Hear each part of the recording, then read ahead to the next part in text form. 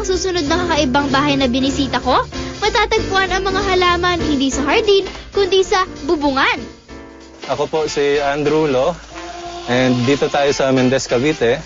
Yung nakikita niyong bahay, yan ang kauna-unahang eco-friendly house na may bubong na may tanim, kung tawagin green roof. 6 na taon na ang lumipas nang lapitan si Engineer Andrew ng kanyang bayaw na gustong magpatayo ng isang bahay bakasyonan dito sa Cavite. Tulad ng bahay kubo, natural din ang paraan ng pagpapalamig ng bahay. Dahil ito sa bubong na tinatawag na planted roof na sinadyang tinamnan ng mga halaman. The roof is called green roof, all over the world it's called green roof. Basically, it's a roof na may tanim, na plants. The plants can be decorative, it can be plants na herbs or whatever you need for the kitchen. Ayon kay engineer, kinuha niya ang konsepto mula pa sa Germany. Ang loading, you have to have an allowance of maybe, let's say, 50 to 70 kilos per square meter. Yan ang lumalabas. Kasi pag nababasa, bumibigat siya. Pero pag natutuyo, yan, gumagana naman ng konti. Ang bubungan ay nakakabit mismo sa kisame na siyang pinatungan ng lupa. May root barrier din ito na humaharang sa ugat ng mga halaman upang hindi tumago sa bubungan. Meron itong water reservoir at drainage na nag-iipon ng tubig ulan na nagsisilbing pandilig sa mga halaman.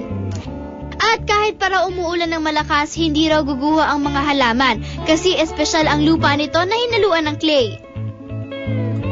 Masarap daw tumambay sa bubungan na pwedeng akyatin sa pamamagitan ng hagdanong nakakabit sa mga sanga ng puno. Kung tutuusin, earth-friendly raw ang bahay na to dahil bukod sa paggamit ng mga halaman, gumamit din ito ng mga recycled materials.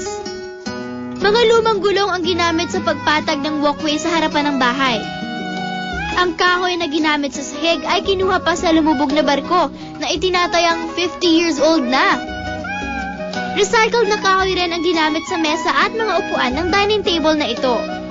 We want this to be something that when the guests come here, they will be educated to a certain extent on how to reuse, how to use sustainable materials. Ang 3 containers na ito, nafi-filter ang maruming tubig na galing sa septic tank, na siya namang ginagamit na pandilig ng mga halaman. Kapansin-pansin din ang native design nito mula sa pinto at makasilid na ginamitan ng sinamay at banig. Mga dingding na dinisenyohan ng mga patpat, hanggang sa kusina at lababo na ginamitan naman ng kawayan.